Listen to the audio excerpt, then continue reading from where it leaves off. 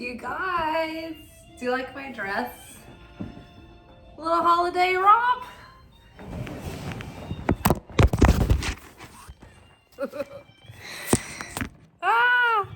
We haven't had one of those in a while.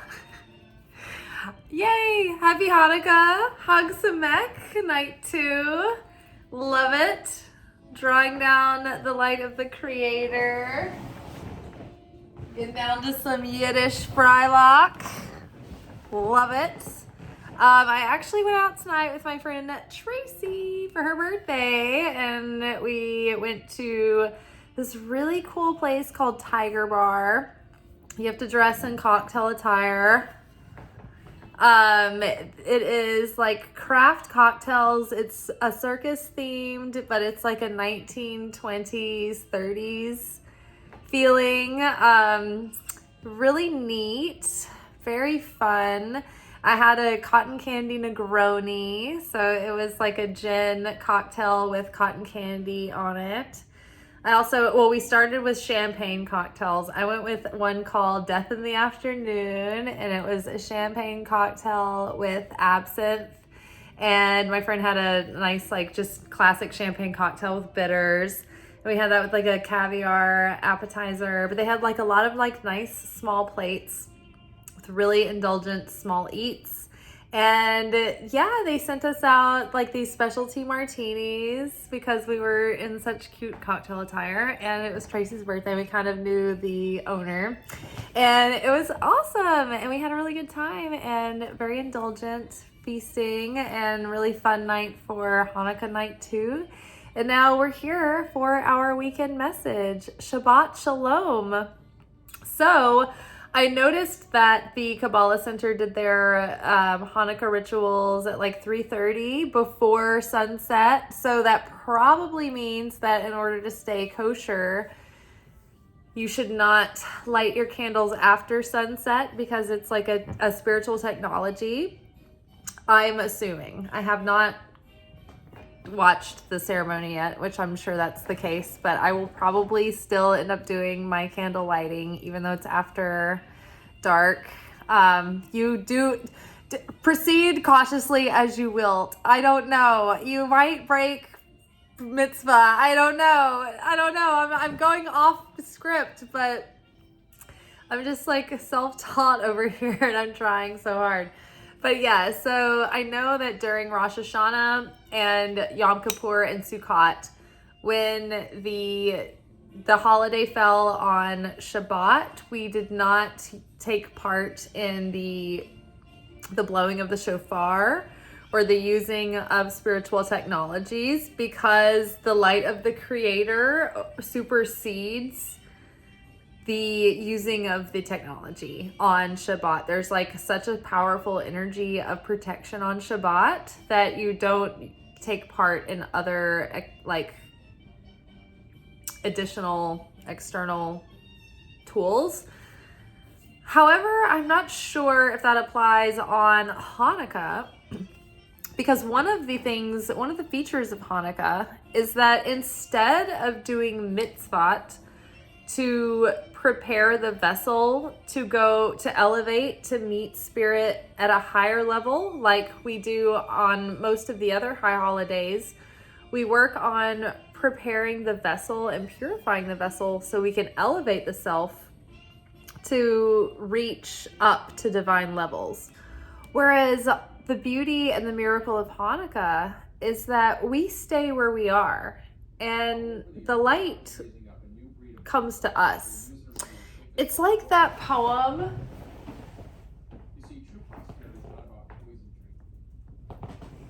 I don't have the commercial-free YouTube, and I cannot stand commercials, but particularly even with Jewish music, it still seems that there's religious, Christian, extremist, evangelical commercials about the end times. Even on my Freilock, you can't get away from it.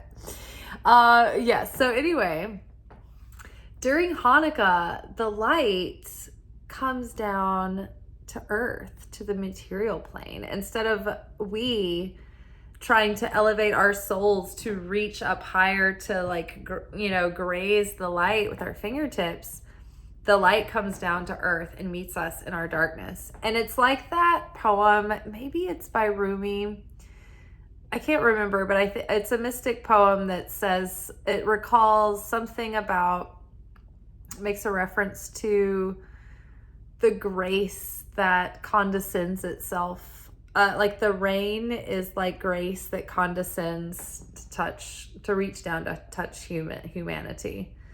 The rain is like grace that condescends itself to touch humanity. I am fucking it up, but you guys, you get the gist of like what, like the ish, the vibe. Y'all, we've got it. We're getting it. So yes, us trying to beat poet our way through this reference, this illusion. Chanukah is like Rumi's reference, as grace is like the rain condescending itself to come down and meet us halfway. So during Chanukah, the miracle is that we simply have to connect with the light. This is the example of the unconditional love and mercy and favor that is always available to us. But it's we that shut ourselves off to it, the connection. It's we that shut ourselves off to the consciousness, the awareness of it. We are the ones that turn away. During Rosh Hashanah, one of the main messages of this year was the lesson was being able to experience this year face to face with the Creator instead of back to back with the Creator, or even with our face to the back of the Creator. And the difference between these things is that when we're face to face with the Creator, we can be in the darkest moments and in the midst of our challenges, and then in the midst of the mud being flung up in our face, and we can see the light in it. We can see God moving. We can, even if we don't know how or why or what it's all for, there's a feeling inside of us that there's something at play here that's bigger than us. There's a bigger picture, and God is present here, and something is going to work out, and something is going to reveal itself, and we just don't know what it is yet. Sometimes we can see it more clearly, and sometimes we can't. Sometimes we need help. But when we know it in that moment of the difficulty, that is when that grace gives us the faith to glide through that difficulty with less suffering. Pain cannot be avoided, but suffering can. Pain exists, and we can experience pain with grace, but that means that we can't hold on or resist or fight. We have to be open to glide through it and not resist it and not deny it and not fight the situation, but to embrace the situation, accept that it's going to be painful, and get through it. It's usually when we're holding on or resisting or pushing, or we don't want to face it at all. It's like we're having an extreme reaction to the situation that leads to suffering. And so I wish these commercials would end. I want the Frylock music, but I am so tired of like these awful, tacky, crass images of fried chicken and people wanting to push their agendas on me through blue light. Ugh. Okay, so the light of Chanukah. This time of year, instead of having to like do all this work to prepare our soul to connect with the light is coming down to easily connect with us. And so all we have to do really is be in that present state of consciousness that the light is here. The light is here to connect with us. And when we light the candles, we're doing that with the consciousness that that flame of the candle is the same light, that flame, that flicker of life force that is within all of us, right? That is like, it's like a little piece or example of the Creator. And so the lesson is to look only at the light, right? Don't look at the darkness surrounding the light, the challenges, right? We're all in challenges right now. We're all being tested. That's the nature of this moment right now. This is the season that we're in. Not only in the greater scheme of the timeline that we're coming through, but seasonally speaking, we are in the darkest days of the year. We're approaching the winter solstice, which is the darkest, longest, darkest day of the year. And so we're getting close to the point where the darkest days are almost behind us, right? And so now that we're in the midst of it, now that we're in the midst, in the thick of our challenges, we're in the midst of the climax of our sadnesses and our fears, and everything's being thrust upon us recently. And, we're sifting through it. But this is the time where, by sitting with the candlelight of the menorah, we can connect with the light of the Creator that's open to us to connect with during this time period. See, the thing about the high holidays is that it's not just about the historical events that happened around that holiday. It's about this particular energy that's available during that time period that actually was there, that existed before the big historical event, that made way for the historical event to happen. It's like the reason the historical event happened, the reason why the Maccabees defeated the Greeks, is because of the energy that was available during the time period of Hanukkah to give them the extra miraculous assistance to do so. And so this is during this time, the gift that's available to us specifically, what we can make use of this is we can take the challenges that are present in our life right now that we're dealing with, and we can connect with the light of the Creator while we sit with that candle flame for like 30 minutes or so while it burns. You just sit with the light and connect with that consciousness of asking the Creator, okay, please give me guidance as to how I can navigate this situation, this challenge that I'm in a way that will be, you can give me miraculous support and assistance and direction so that I know the right way to deal with this, so everything flows perfectly. The thing is, we approach life and spirituality and religion as like, I'm going to say a prayer and God's going to do everything for me. And that's going to be the miracle. And that's going to be proof that I'm a valid person and that I deserve God's love and that I'm a good, fill in the blank, your religion here. That's not the case. It's up to us. Like, we are doing this as a team effort. As a 50-50, we have free will. It's not like we're meat puppets and we're here to just be flaccid imbeciles who are just like, all right, do it for me. I'm willing. I've been beat down in fear long enough.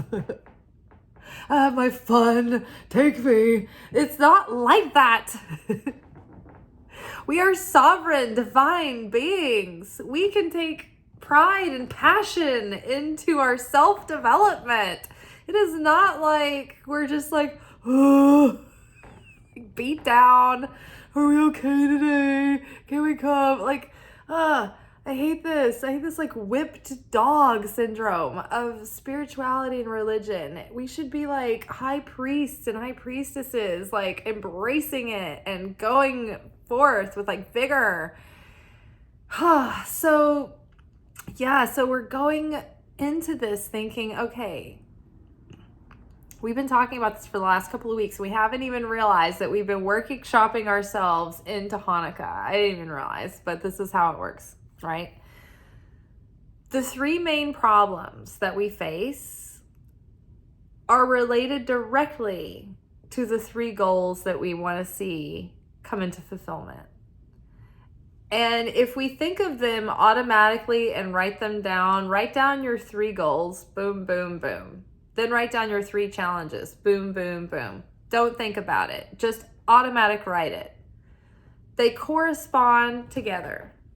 So challenge 1, alleviate that, heal that, start finding action steps to go towards the resolution of that. And you will start having unblocking in that area of your goal that corresponds with that.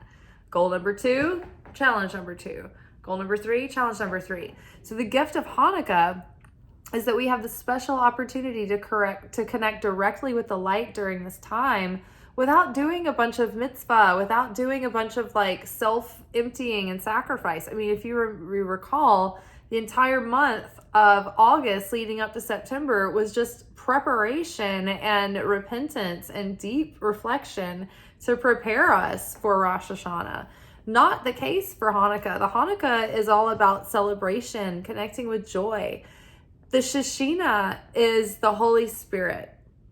It's the feminine, it's the divine feminine. It's the protective and nurturing and giving of abundance, right?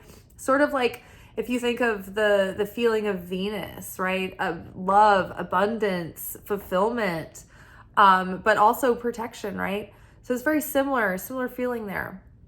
So the Shekhinah, the Holy Spirit that protects us, that nurtures us, that provides, it can only be present with us if we are joyous. If we are in a state of depression and lack and despair, the Shekhinah does not resonate with us, and we fall out of vibration with that alignment, with that protection, with that sacred, refuge, right? So it's important, it's vital that we stay in a state of appreciation, of joy, of gladness. And so to be down, to be worried, to be shameful or guilt-ridden, or any of the lower like vibrational emotions that take over, that disconnect us with the light, it separates us from what will ultimately give us the protection that we're looking for. So Hanukkah is all about being in that high vibe, that high state of joy, celebration, abundance, dance, thanksgiving, gratitude. And that puts you in that state of miracle zone, right? It opens you up as a vessel of receiving the light, of miracles, of abundance, of protection, of blessing, of helping you through these challenges. And so during these 8 days, as you light these candles, bring forth your challenges to the Creator. And don't just ask these challenges to be alleviated for you like Tylenol. It's like not like the Creator's like, okay, I'm going to come to you and be like, hello, the challenges that you gave me to like develop me into a stronger human being, I would like to give them back to you now. And please just alleviate me of them. And I don't want to deal with it. Like we are praying all wrong.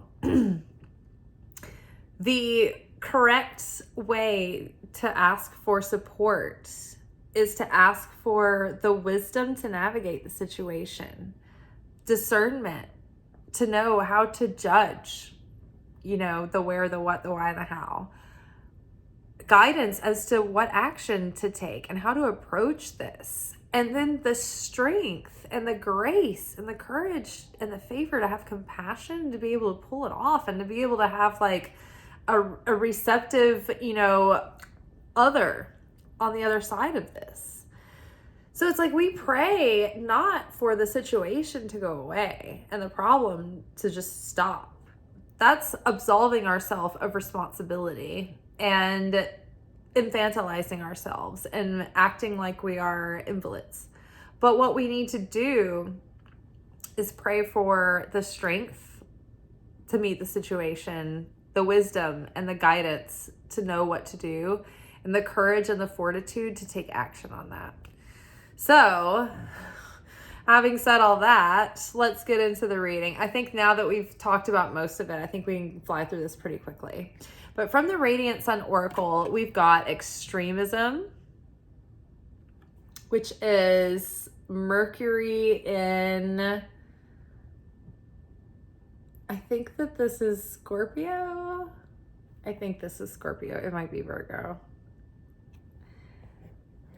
Flirtation, which is Venus in Sagittarius. Endurance, which is again the sun in either Scorpio or Virgo. I get them confused. They're very close in there. And their symbols. the meaning of the card is the most important, but the astrological signs might have significance for you. And then idealism, which is the sun in Aquarius.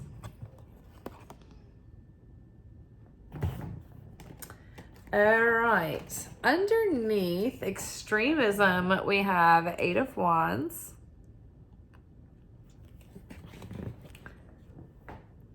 Underneath flirtation, we've got 4 of Wands reversed. Underneath endurance, we've got Page of Cups.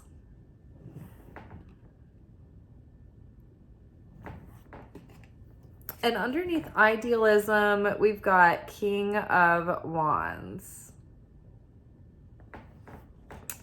All right, so right now we're like really reflective on not just recent events, but like the whole year. And I think that there are recent events that are small instances that have kind of like, they're like an echo of the greater theme that's been happening throughout the year.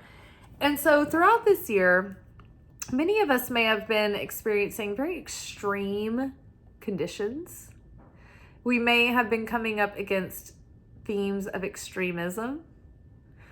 We may have had people thrusting their beliefs or projections or viewpoints in our face, trying to convince us of them, trying to, manipulate us based on this. You might have had people trying to control you based on their beliefs. Like, look at this character here in this, like look how split these two worlds are. So it's like this world, this man is imposing in on this person here, the divine feminine. Divine masculine is like over giving, over pushing, being overbearing, overexerting, being forceful. Divine feminine is like passive, but like, I'm being put upon. And, look at this character, like coming into this like serene environment here with this kind of like rose colored atmosphere. And this person, she's like in this like soft peasant, like, utilitarian flowing, like frolic, like frock for the, it's a soft feminine energy. Then we have formal, proper, prudent energy coming in. Rah, like, this is how it is. Like, this is tradition. This is what I'm going to show you. And like, this is like this warm, kind of pleasant, idealistic, pleasurable atmosphere here that she's in with this pink background. It's like warm. And then here he is with this like stark, like rugged environment, kind of like difficult, like steep terrain. And it's like he's like kind of attacking her, and I feel like this is like her protector birds and being like, what are you doing? And so not only have we had maybe like feelings of like every now and then just like cycles of like, oh wow, like everything's great, almost like everything's extremely amazing, and then all of a sudden everything's like extremely shitty. Like everything's like extremely like laid back, then everything's like extremely anxious. It's like this has been a year of extremes, right? It's been a year of giving birth to the new self. So it's been like contraction, push. Ugh. Like it's been extreme. And then the outside world has been extreme at us. It's like, everything's pushing from within an extreme way. It's being reflected and mirrored on the outside, of like the outside pushing back in an extreme way. And, we've seen examples of extremism, on personal levels and on political levels, on global levels. I mean, like, look at, the conflicts going on in the world right now of extremism between, the Eastern Europeans with like Russia and Ukraine, with Israel and Hamas right now. It's just like everywhere, you look, it's like the peoples of the world are in like these culminating boiling points of extremism coming to a head, and we're just like, rah, rah.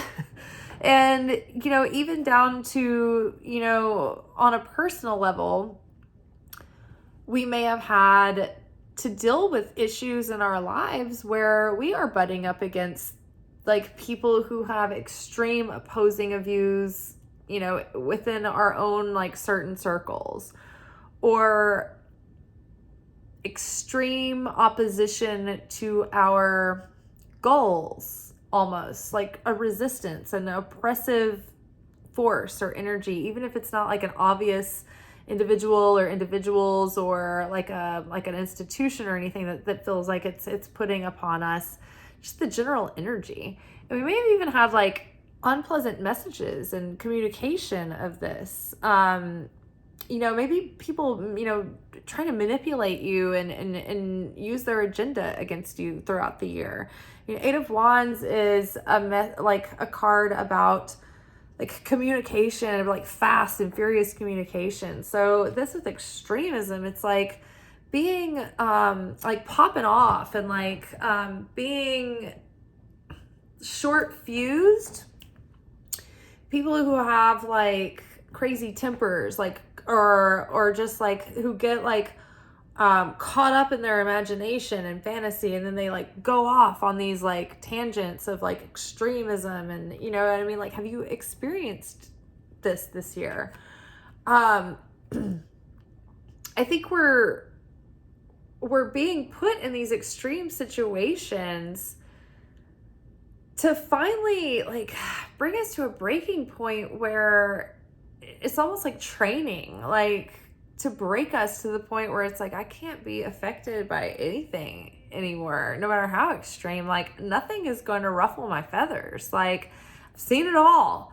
Like, and I am not going to be provoked and baited into this up and down of an emotional and spiritual roller coaster over and over and over again. The world is always going to get more extreme and more polarized. And I can't be polarized and extreme with it. I've got to adapt to find my peace. Otherwise, like, I will be in a constant state of disruption and nothing will go forward, you know, because I will feel oppressed. And so that's what this Four of Wands reversed. It's like this feeling of being stuck, of oppressed, of feeling held back. And it's like this vibration of this division, this conflict that is creating dissonance, right? So it's coming forward right now to be made apparent so that we can actually, you know, address this specifically. So it's not an underlying source of block anymore. It's not blocking us. It's not slowing us down, because it's boiling up and it's coming through in our individual one-on-one relationships, in our close-knit circles, which are bleeding into our, you know, our lives and things. And so, and what we're able to manifest, and it's having an effect on our, like, you know, if you think about your inner circle of relationships and then your like secondary, third, you know, rings of relationships, it's like bleeding out into like these social networks. It's having an effect on what we're able to call in. And so what we're being asked to do here is have fun with life. Like, try to embrace mirth and joy. Like we were just talking about, the Shishina can only protect us. This light can only come in and protect and nurture us if we are in a state of joy and thanksgiving and blessing and gratitude and optimism. And so, you know, and there may be actually like someone who literally like wants to flirt with us or wants to offer us an opportunity, right? But they are feeling something is holding them back because of extreme circumstances that are making them feel oppressed or like kind of stuck and like not able to move forward and communicate the way they want. So there's like this micro and macro message right now. It's like, yeah, oh my God, this year has been a year of extremes. It's been all crazy and like wild.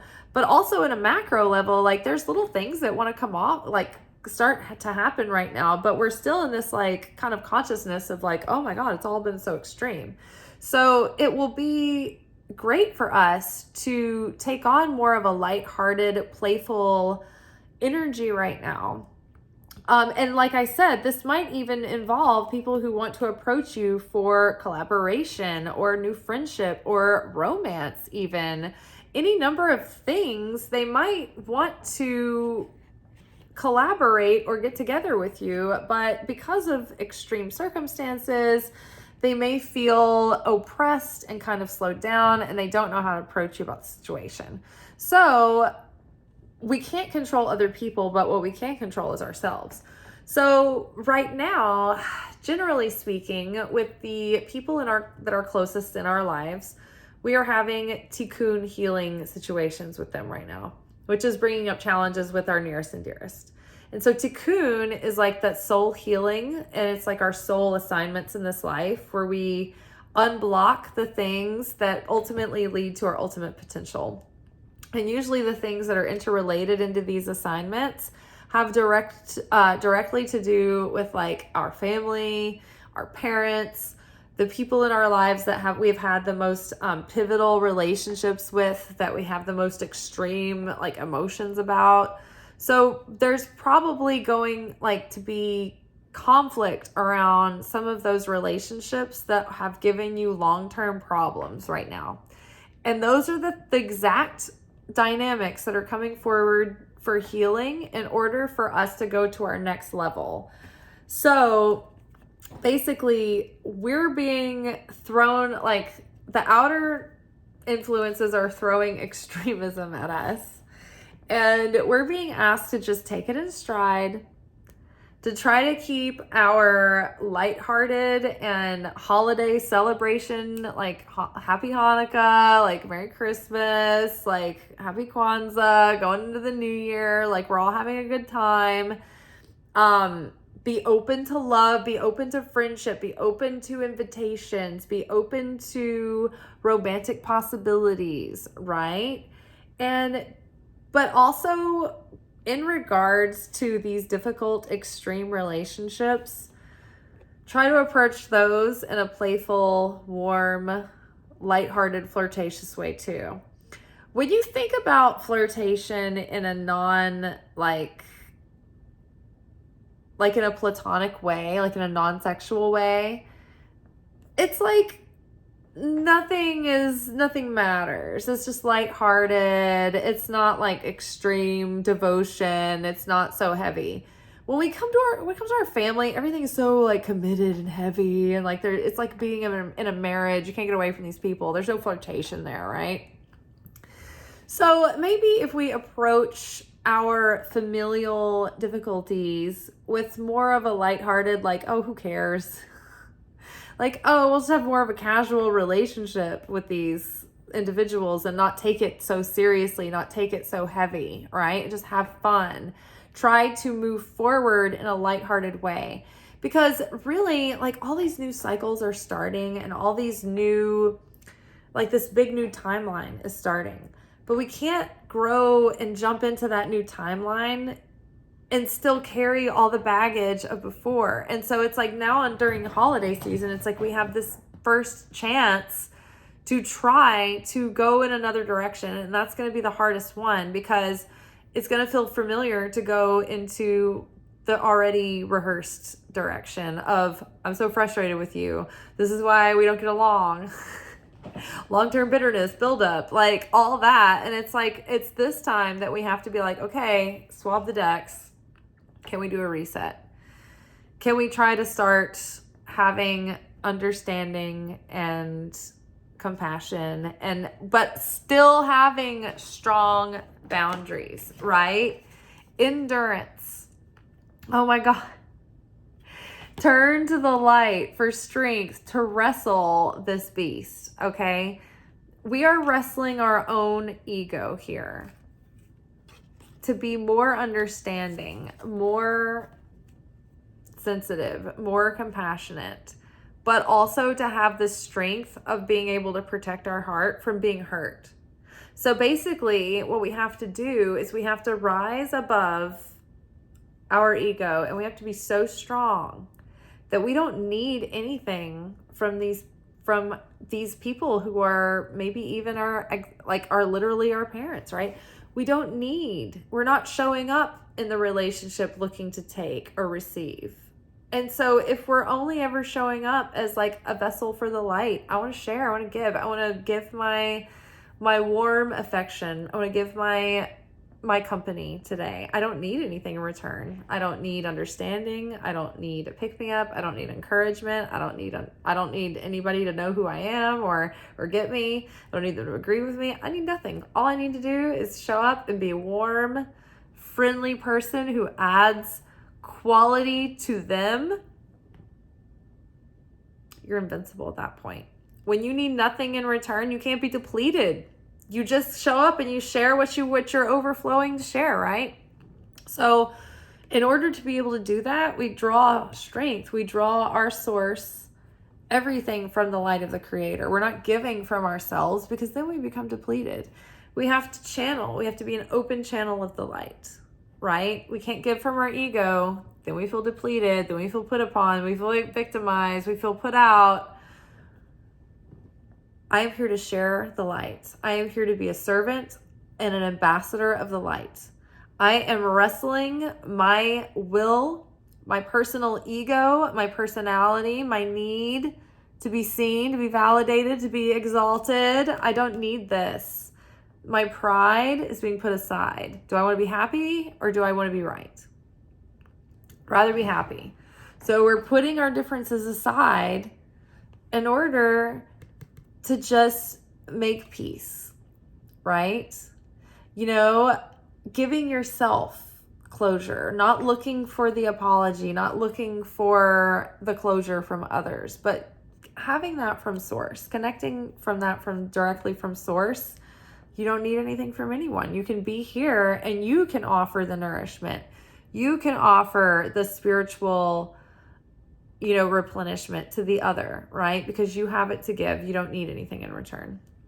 So when we have the strength to get through the trigger and just start making a choice to take compassionate action, to perceive the situation differently, to perceive the situation from a sense of, okay, I'm giving compassion to everyone.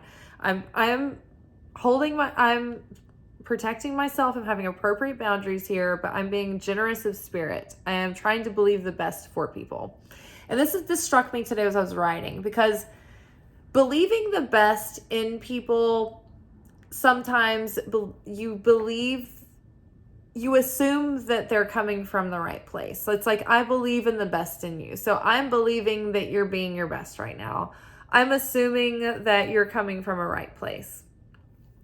That can sometimes get you in trouble because that can project fantasies onto people. But it was like the word tweaked, and it was like, I believe the best for people.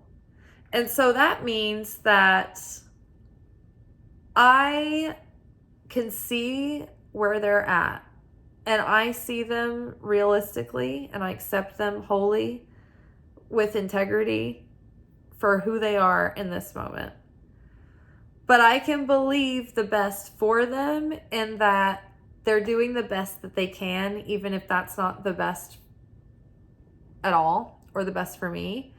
They're doing the best that they can in this moment. I'm going to meet them halfway. And maybe if I meet them halfway, they can be that much closer to reaching that best that I believe for them, right? But I don't expect them to be that yet. When we are expecting the best in people, it's like almost like we're projecting that like they should show up and be the best and give the best to me back. And that might not be the case. That usually leads to disappointment. But if I can believe the best for someone, then that means that I am believing that one day that I see the potential in their soul and I accept where they're at now, and that might never come. But I can plant seeds and I can nurture those seeds in them. And when we can envision the potential in others, it plants a spiritual seed for them to reach that potential. We can, however, practice the discernment and boundary, though, that we don't over-invest in that truth before it's been earned. Like, we don't give trust and just give credit before credit is due. But we can still hold space for that possibility for the person. Does that make sense? It's like, I'm always wanting to be careful about setting people up to continue on in negative behavioral patterns, believing the best for people, and then just living as a doormat, right? That's not the same thing. Like, if you're in a dysfunctional relationship and someone's treating you poorly, that's not to say like you believe the best for them and eventually like it'll all work out. Like, that's not always the case. But like, what I'm saying is like, people in your life that are non-negotiables, and even people that aren't, it's like on your outskirts.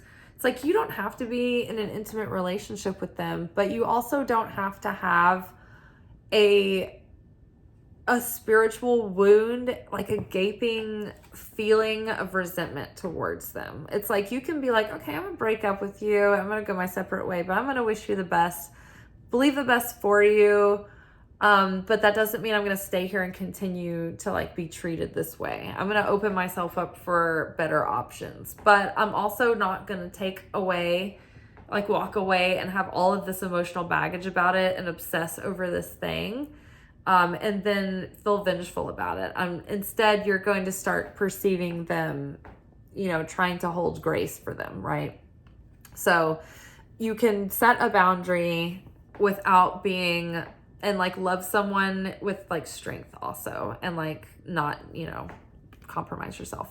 So endurance to be strong and kind of take the high road and not get dragged down into the quagmire. And then finally, idealism. It's like piggybacking on that strength and endurance of just trying to focus on the vision that you want to see fulfilled. Focus your intention on the feeling that you want to come to fruition, and holding that space for others and going forward, and not living in the past, not holding on to the misery and the chains and the binds from the past, not living in the same storylines from the past, right? Sometimes we have to interrupt ourselves from the pattern, and we have to be like, oh, it has been shitty, but like lately things have gotten better, and like things are getting better now. Like, sometimes you can just be like, yeah, still living in the shitty when things are starting to improve. So sometimes you just have to check yourself and be like, you know what? Hey, give yourself a little dose of idealism and recognize when like things are starting to get better, right? And the more that you sort of adopt that, sort of leaning into that direction, this is what's unfolding this spiritual renewal and self-mastery, and this sense of industry and passion and certainty within you, right? The King of Wands is like a passionate, devoted, like industrious person who can like take charge and get things done and be like charismatic and like a powerhouse and radiant. And the fact that this is the feminine essence of the king is like that additional level of self-mastery of integrating the divine masculine and feminine aspects of the spiritual self and the self-worth and the self-esteem to then take according action and be doing it all with like this grace and charisma and compassion and like with a loving, nature about you. So things are really coming into fruition, even though it feels oppressive right now. And I do feel like, just as a little tea, I feel like there may be someone who like maybe wants to flirt, whether it be like on your end or on someone else's end. And maybe they just feel a little bit oppressed by their situation right now, like a little bit restricted. And so for the time being, maybe like, I don't know, put the feelers out there, put a little bit of like kindness and idealism and like charisma and warmth and flirtation towards them. And maybe that's what they need to have the guts to approach, but maybe they're feeling a little bit shy. Maybe they're feeling a little bit held back. So again, there has been messages in our other readings about new love on the horizon, chemistry, soulmate connections. And so, yeah, there's also been messages of healing our, parent wounds and those, distant childhood, issues and deep subconscious things, and that like, you know, new cycles are starting. So, you know, this could be kind of that like first signs of like little sparks coming in. It may not be this particular person. This may just be like, you know, the ball starting to roll, but, you know, energy is starting to move in those areas. So very exciting, you guys. Happy Hanukkah. Hug some Mac. I'll see y'all tomorrow. Ciao.